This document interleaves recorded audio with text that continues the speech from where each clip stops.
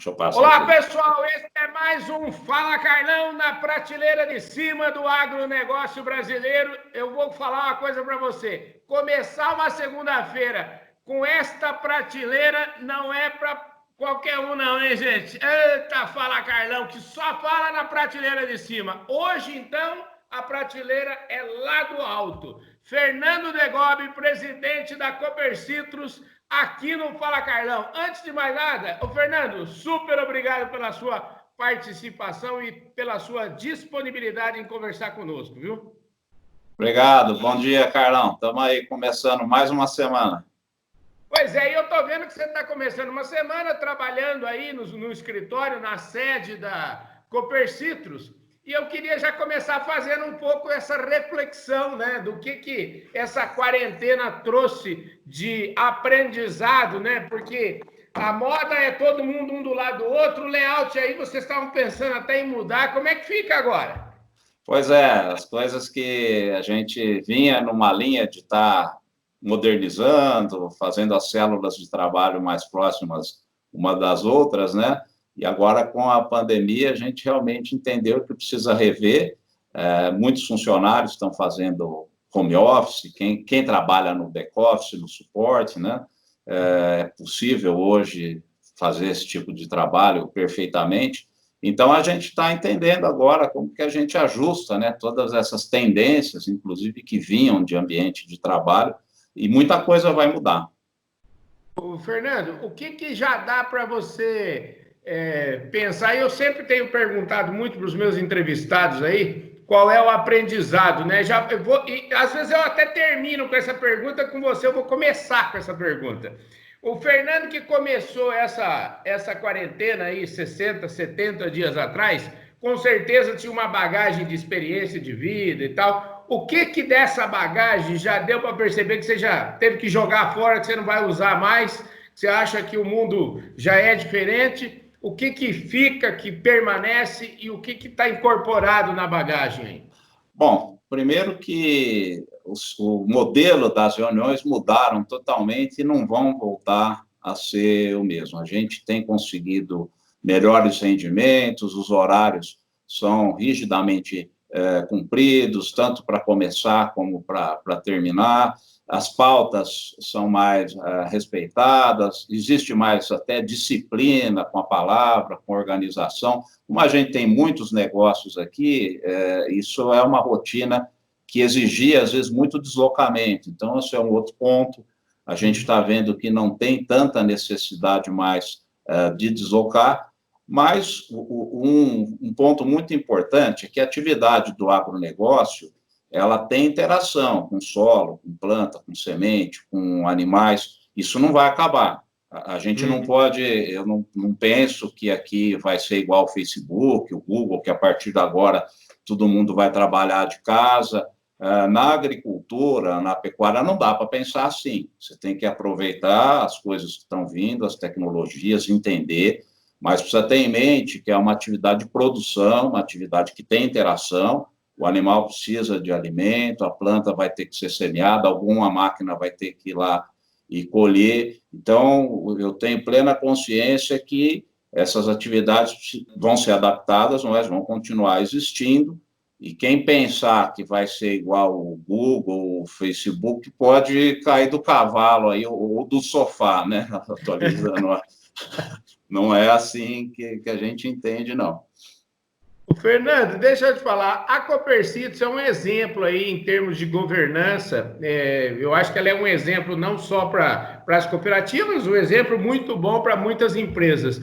E você, eu queria agora começar nessa história da governança e aproveitar antes um pouquinho para que o Fernando falasse um pouquinho quem que é o Fernando. O Fernando, você é engenheiro agrícola, me fala um pouquinho aonde que você se formou, qual foi a sua carreira antes de chegar aqui na Copercitros. Eu estudei em Lavras, formei em engenharia agrícola, e em 94 comecei a trabalhar chamava Valmet, na época, faz tratores até hoje é Valtra, né, pertence ao grupo APA.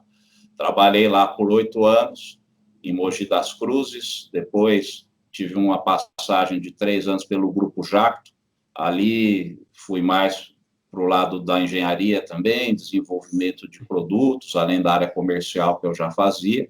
Vim para a Copercito, estou completando 15 anos aqui, entrei no setor de máquinas, que nós temos concessão de tratores, agricultura de precisão, irrigação, e depois fui fazer uma transição para a área de insumos, planejamento estratégico, assumi a diretoria de marketing, fiquei por 2 anos, depois mais 2 anos como diretor financeiro. Foi um acidente que aconteceu aí, ir para o lado financeiro, mas foi bom para o meu aprendizado também. E faz já 2 anos e 4 meses que estou como CEO da cooperativa, já no modelo de governança que foi implementado aqui. Como é que surgiu esse modelo de governança? Nasceu de uma visão estratégica dos cooperados, da diretoria? Me conta um pouquinho como é que nasceu essa história. A Copercis, das cooperativas de produção do Brasil, ela foi a primeira a adotar esse modelo. Ele já veio da gestão do Zé Vicente da Silva. O Zé Vicente, ele foi o primeiro presidente aqui da cooperativa. Ele tinha eleição no estatuto, né? Ele tinha mandato, mas ele já iniciou essa transição e hoje concluiu com a nova eleição do Conselho, que foi há 2 anos e 3 meses, e aí sim com uma nomeação de um CEO que não tem mandato. Eu não tenho mandato, eu sou um profissional executivo, não tenho atividade fora o meu trabalho aqui, é dedicação 100%, respondo para o Conselho, temos um Conselho muito profissional, todos são cooperados, agricultores, mas vou citar 2 nomes aqui, o Zé Vicente da Silva, que é o presidente, e o Matheus Kfouri Marino, que é o vice-presidente. Então, isso dá para a gente bastante segurança de operar com regras rígidas de compliance também, e isso fez com que a cooperativa desenvolvesse bastante de forma segura e seguindo o direcionamento das estratégias desse conselho, que são representam o quadro de cooperados. Passados, nós estamos já hoje, 1º de junho, né? A gente já passou 5 meses aí, vocês fazem um trabalho de um planejamento de faturamento, um planejamento do que vai acontecer de 6 em 6 meses, eu imagino. E quando vocês fizeram o planejamento lá em novembro, versus o que aconteceu, eu queria que você falasse um pouquinho como é que anda a situação aí. Bom, em novembro a gente fecha, como faz todo ano, fecha o planejamento, fecha o orçamento. A gente projetava para esse ano um crescimento de 17%, com as tendências que a gente vinha acompanhando, principalmente com o cenário de cana-de-açúcar, que naquele momento só boas notícias, né? E aqui a cana é uma cultura muito representativa dentro dessa área que a gente atua. Então, naquele momento, era 17%. Iniciou o ano, a gente faz essa revisão do orçamento a cada 3 meses. Tivemos a pandemia aí no final de fevereiro, um impacto muito forte na forma de trabalhar. A gente tem 2.840 colaboradores aqui na cooperativa. Trabalhamos num sistema muito forte de atendimento à distância da área comercial, serviços na propriedade, muitas vezes sem a presença do cooperado. A nossa equipe de serviços foi até a propriedade fazer esse atendimento, continua indo. Parte de logística funcionando 100%, entrega, recebimento de soja, recebimento agora de café que iniciou a safra. Um trabalho muito forte nos insumos do custeio agrícola, além dos equipamentos para investimento. Isso fez com que a gente fechasse agora o mês de maio, considerando o mesmo período acumulado do ano de 19, crescimento aí em torno de 30%. É bastante. Não sei se isso se sustenta até o final do ano, nos 30%. Provavelmente tem um resultado desse crescimento, que é a antecipação, principalmente nos fertilizantes. Isso é perceptível aqui. Existe uma preocupação, primeiro, sobre a logística de fertilizante agora, no segundo semestre, e existe também uma preocupação quanto aos preços. Então, historicamente, a gente vê preços muito baixos do fertilizante em dólar. Isso veio até principalmente o mês passado, o mês de maio, e a gente viu que os produtores sentiram ali uma oportunidade com relação a preço, muito barter, muita troca com café, porque os preços de café também, devido à situação do câmbio, ficaram muito bons, que aconteceu também com soja, e então estamos nesse nível de crescimento bastante forte.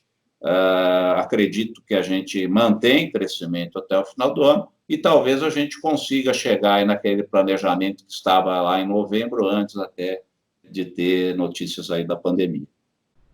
Excelente. Olha, vamos falar um pouquinho dos números. Vocês têm estratégias e são muito parceiros, né? Você estava me falando da questão dos postos de combustíveis, se vocês fizeram aí uma grande, vamos dizer assim, uma grande campanha em prol do etanol. Queria que você falasse um pouquinho quais são um pouco dessas nós temos 17 postos de combustíveis que estão ligados à nossa estrutura, nos municípios que a gente tem lojas, então está aqui no interior de São Paulo, Minas, muito próximo dos produtores, e a gente tem em São Paulo e Minas uma quantidade bastante grande de cooperados que produzem cana. Nós temos praticamente 8.000 cooperados que são produtores de cana, e a gente tem um foco muito forte na integração desse processo. Tem muitos cooperados que são usinas. A gente tem usinas familiares aqui muito bem sucedidas na nossa área de atuação. Então, a gente também acompanha muito esse trabalho da usina, e a gente sabe que o grande problema que as usinas estão enfrentando hoje é essa queda de consumo que teve no etanol, em razão do isolamento. Tem registros aí de queda acima de 40%, quase 50% de queda de consumo de combustíveis, e isso bateu de frente nos preços, impactou a redução dos preços, e a gente vem incentivando o consumo, fazendo campanhas, mas só publicar, criar materiais de marketing, a gente entendeu que não era o suficiente. Então, a gente decidiu realmente até sacrificar a margem, porque a gente pode fazer isso, a gente tem que apoiar o produtor, e criar ainda diferenciais maiores do etanol para a gasolina. Isso teve um resultado fantástico, a gente dobrou a demanda de etanol, nossa média diária é 100, 110 mil litros. Sexta-feira agora chegou em 220 mil litros num dia, o que realmente mostrou que foi um impacto bastante positivo. É uma campanha, tem um período para durar, mas a gente sabe que o etanol é um combustível limpo, gera empregos, nós estamos aqui no interior, gera muito emprego para a região, e também gera renda para a comunidade. Você imagina mais de 8.000 famílias aí que dependem da produção da cana, é um impacto bastante forte. Então, a gente abraçou e abraçou forte, abraçou essa causa realmente de modo a impactar, e isso tem dado resultados. Isso chama a atenção da comunidade também, da importância de estar prestigiando o nosso combustível, né? Estar prestigiando o etanol. Maravilha. Escuta, vamos falar um pouquinho da cooperativa, da Copercitro, dos números. Eu sei que vocês têm aí milhares de colaboradores. Me fala um pouquinho dos números de colaboradores, cooperados, enfim, as atividades da Copercitro. Temos 38.500 cooperados que estão em São Paulo, Minas, Goiás. Crescemos muito nas culturas de café, grãos, e já somos aí um player importante nesses outros mercados também, e nós sempre procuramos trabalhar com um processo de integração. A gente tem um lema aqui que a gente usa, que são soluções integradas, resultados sustentáveis, e a gente precisa sempre pensar em entregar valor. Esse é a cultura da cooperativa, a cultura que existe aqui na organização, é que nós temos que construir valor. E isso, o primeiro a receber o valor tem que ser o produtor. Eu fiz muito curso de marketing, o Carlão fez palestra, que eu recebia de especialista em vendas lá no começo, né, quando eu estava lá na Valmet, e já se falava naquela época, né, a gente precisa capturar valor, às vezes era até uma captura de valor, assim, né, de tirar o valor. Quando a gente vem para uma cooperativa, a gente começa a entender que, primeiro, você precisa entregar valor. Se você não entregar valor, você não vai capturar nada. Isso é uma sequência que você precisa primeiro entregar. E a gente precisa entender com os nossos parceiros de insumos, de máquinas, todas as empresas que estão aqui, vocês que são muito importantes, que comunicam, que levam a informação, nós precisamos entender que a gente primeiro precisa entregar. E aí a gente tem essa integra através da integração.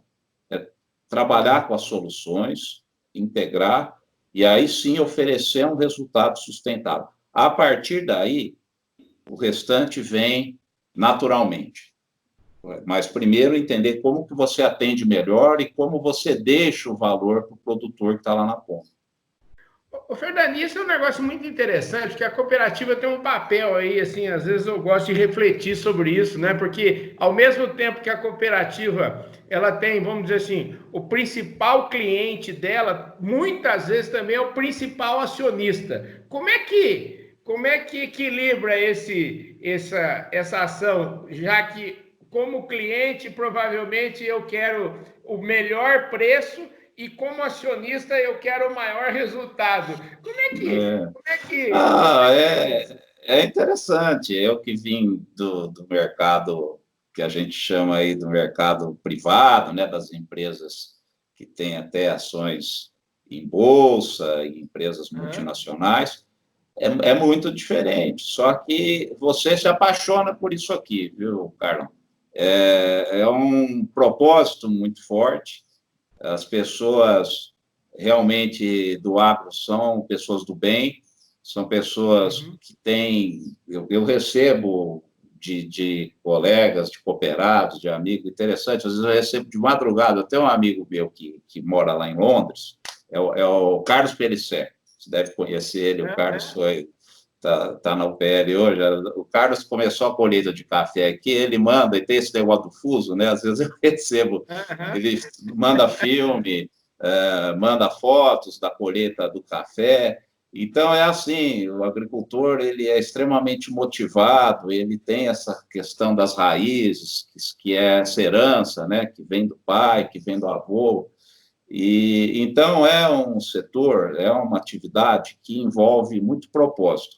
Agora, o fato da gente ter aqui 38.500 cooperados, e ter cooperados principalmente de pequena escala, média escala, isso faz com que seja algo mais democrático, algo que realmente a gente entenda as demandas gerais, as demandas que você precisa atender, de modo a manter a cooperativa também em condições de poder prestar esse atendimento, e a gente não vive conflitos dessa forma. Eu acho que seria maior se fosse um grupo muito fechado, de grandes, 100, 50, aí tem uma interferência realmente forte na gestão, porque são poucos que estão ali. Agora, você imagina se os 38.500 quiser fazer a gestão aqui, eu estou lascado. A gente precisa organizar e ter um conselho ativo, e ter os comitês, ter os grupos que vão lá ouvir grupos de cooperados, eu mesmo ouço bastante, né? Ter uma rotina de conversar. Aqui, se ligar aqui, o cooperado sempre tem preferência de ser atendido, todo momento. A gente para a reunião, a gente para, às vezes, a atividade para atender um produtor e entender o que está acontecendo com ele. E isso, quando você cria essa cultura, você falou dos colaboradores, são 2.840, desses 2.840, 420 são exclusivamente voltados a atendimento ao produtor, exclusivamente. Um tablet, smartphone, ligados a um CRM, muitos com carro, desses aí tem praticamente 360 com veículo, porque o restante trabalha em balcão, né? Então não precisa de veículo para ir até a propriedade, mas eles estão aí numa sintonia fina, cada um aí mais ou menos com 80 cooperados responsáveis pelo atendimento. Então, tem uma sintonia fina aí de estar percebendo as necessidades, oferecendo serviço. Temos uma plataforma digital também que funciona muito bem já, com agricultura de precisão, com inovação, que tem até uma expressão que eu uso bastante também, que eu acabei criando aqui, que é desembarcar a tecnologia e a inovação nas propriedades. Então, a gente também trabalha muito nesse conceito, e uma coisa que eu aprendi também na minha carreira é que você pode ter excelentes ideias, você pode ter propósito, você pode ter planejamento estratégico. Agora, se essas coisas não fizerem parte da cultura da sua empresa, do dia a dia, a cultura organizacional nada mais é do que as coisas que acontecem todo dia na empresa, é a rotina. Se isso não fizer parte da rotina, não adianta, vai ficar só no discurso. Em algumas empreiteiras aí no passado, se você visitasse aí 5, 6 anos, em algum lugar lá estava escrito, né? Nossa missão, ser ético, ser honesto, escrever é fácil. É coisa que cabe muito bem em qualquer site, em qualquer quadro que você vai colocar lá numa recepção. Agora, realmente cumprir aquilo que você se dispõe no seu propósito, isso tem que ser criado a cultura. É um trabalho que todo funcionário precisa saber qual que é a missão e o propósito da cooperativa, no nosso caso, ou da empresa, para alguém que está nos ouvindo aí que não seja do meio cooperativista. Ô, querido, deixa eu te falar uma coisa, Fernando. Para a gente encerrar aqui, eu queria saber o seguinte: quais são as atividades? Você falou de posto de combustível, mas tem mais coisa aí. Eu queria que você desse um panorama das atividades principais aí da cooperativa hoje. Olha, a gente trabalha já há muito tempo com as máquinas agrícolas. Eu acho que isso também possibilitou toda essa integração. A gente é concessionário hoje Valtra, a gente tem também a bandeira New Holland, e esse ano a gente começou com a Massey Ferguson, também já de cara já com 62 municípios de atendimento, né, com 8 filiais, que a gente já abriu também dessa bandeira, e irrigação, temos Netafim e Vale, que são 2 líderes no setor de gotejo e pivô central. A linha amarela com a JCB, que é uma marca inglesa que tem fábrica aqui no Brasil, também tem crescido muito. Hoje, a atividade da agroindústria, dos produtores, envolve muito esses equipamentos de construção, equipamentos de manutenção de estrada. Uma fábrica bem bonita aí. E então, a gente tem essas parcerias, a gente tem parceria com as empresas de insumos agrícolas, fertilizantes, defensivos, saúde, nutrição animal, temos 4 fábricas de rações. O milho que a gente compra, esse ano a gente está aí com 110 mil toneladas, mais ou menos, programado. Ele vai 100% para atender demanda de cooperado, a gente não exporta, não vende o milho, então ou ele vai para a fábrica de ração, ou ele é vendido nas lojas. Tem muito cooperado com animais, com gado, com pequenos animais também. Tem uma bacia leiteira muito grande ali em Minas, região de Araxá, onde a gente atua. Então, é uma oportunidade de trabalhar com todos os segmentos do agro. Com citros, que a gente carrega os citros no nome, né? Quando começou aqui, Bebedouro e Monte Azul Paulista, era 90% da produção aqui era laranja. A gente carrega com orgulho, né, os citros do nome, mas os citros hoje, das vendas todas que a gente faz, como a gente também não tem indústria de processamento de laranja, ele representa 10% do volume dos nossos negócios. Então, está bem diversificado. A gente usa a diversificação como estratégia, a gente usa a pulverização da carteira também como estratégia de diluição de risco, e a gente usa ter um portfólio amplo com empresas que são líderes nos setores que ela atua, como uma grande estratégia também de sustentação. Agora, queria até fazer um convite, Carlão, tem um fato muito importante que a gente vai fazer aqui, eu queria já colocar em primeira mão nessa conversa aqui com você. Nós vamos fazer uma grande feira digital, que é a Copercitos Expo, do dia 20 até o dia 29 de julho, e essa até o dia 31 de julho, dia 20 até o 31. E essa feira, ela vai ser uma feira de verdade. Ela é digital, mas ela vai ser de verdade, com os estandes, são 160 expositores. Você não imagina o trabalho que está isso, dá mais trabalho que montar uma feira física, porque você precisa subir com material para os arquivos, você precisa ter todo esse material digitalizado.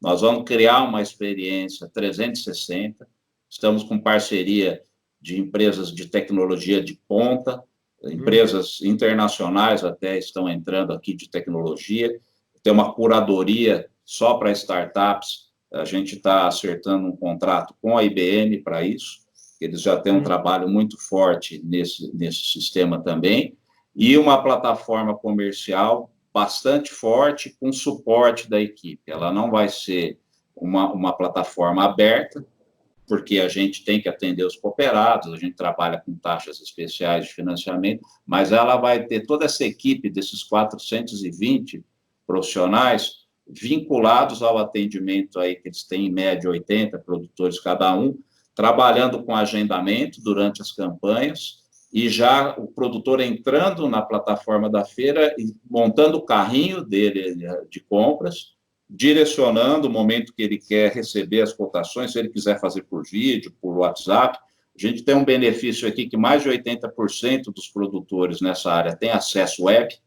então isso facilita muito.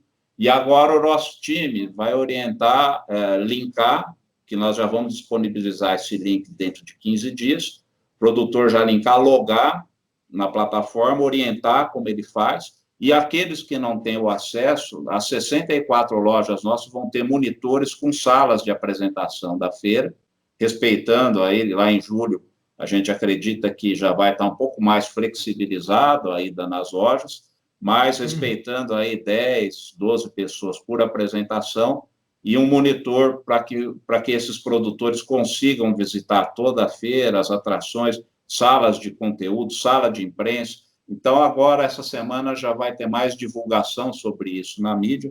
Estou contando para você aqui em primeira mão. A gente quer fazer a maior feira digital do agro e fazer uma feira de verdade. Então, o desafio está lançado e acho que a gente vai ter sucesso com isso, se Deus quiser. Com certeza, e eu fico muito grato a você por ter dado esse furo de reportagem aqui para nós, aqui do Fala Carlão. A gente já começa a semana muito bem. Eu falei para vocês que a semana começava na prateleira de cima. Ô, Fernando, super obrigado pela sua participação aqui no Fala Carlão, você sempre muito atencioso, enfim, deu uma aula aqui, um panorama muito bom para nós do que é a Copercitos hoje, e parabéns pelos resultados aí, viu? Valeu, Carlão, obrigado, estamos sempre à disposição aqui, parabéns aí pelo programa e principalmente que você nunca deixa aí o seu ânimo cair, cara, nós precisamos disso. E eu acho que você representa muito bem aí o setor. Parabéns.